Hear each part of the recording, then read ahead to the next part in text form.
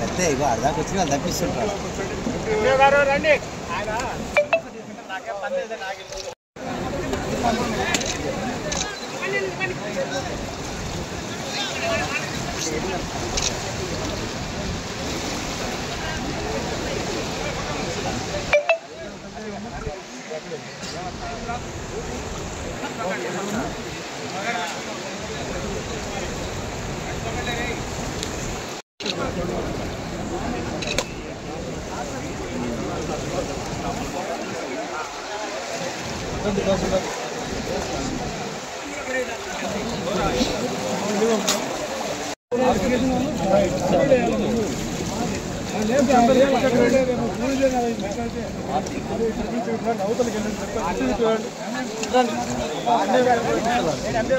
తల్లికి జై గంగమ్మ తల్లికి జై గంగమ్మ తల్లికి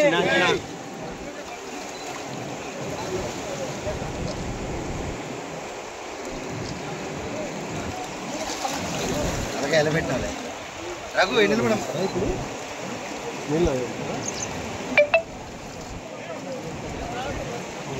తిరుగు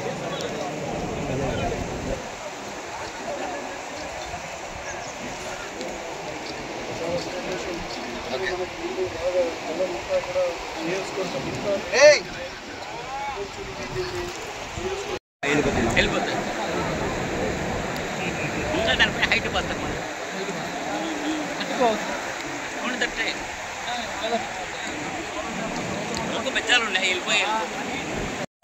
ఈ యొక్క చెరువులో ఉండడం జరుగుతుంది.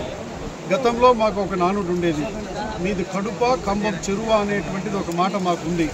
దాని మాట ఏంటనంటే ఖమ్మం చెరువు నిండితే మాకు 2 సంవత్సరాలు 4 కార్లు దీనికి మా ఖమ్మం చెరువు కింద ఉన్నటువంటి ఆయకట్టు ఏదైతుందో 4 కార్లకి నీళ్లు సమృద్ధిగా అందించేటువంటి పరిస్థితి ఉంది. కాబట్టి ఆ నానుడు ఉంది.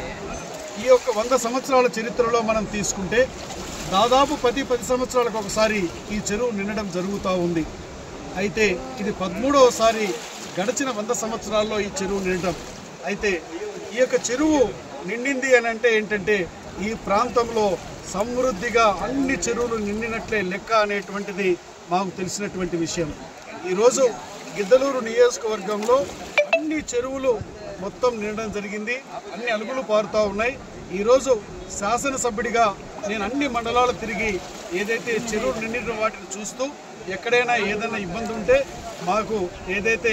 మాకు స్పెషల్ ఆఫీసర్గా నియోజకవర్గ ఆఫీసర్గా ఉన్నటువంటి ఎస్డీసీ గారు వెలుగొండ వారు కానివ్వండి, తహసీల్దార్స్ కానివ్వండి, ఎంపీడీఓస్ కానివ్వండి, పోలీస్ వారు కానివ్వండి, ఇరిగేషన్ వారు కానివ్వండి, అగ్రికల్చర్ వారు కానివ్వండి, అన్ని శాఖల వారితో సమన్వయం చేసుకుని గడిచిన 2 రోజులుగా చాలా ఎక్సలెంట్గా అధికార యంత్రాంగం పూర్తిగా సన్నద్ధంగా ఉండి ప్రజలను అప్రమత్తం చేసింది. నేను మరలా చెప్తా ఉన్నాను, ఎన్డీఏ కూటమి ప్రభుత్వంలో ఇది సువర్ణాక్షరాలతో లిఖించదగినటువంటి పరిస్థితి. ఈ ప్రాంతం రైతాంగం అయితే పూర్తి సంతోషంగా ఉన్నారు.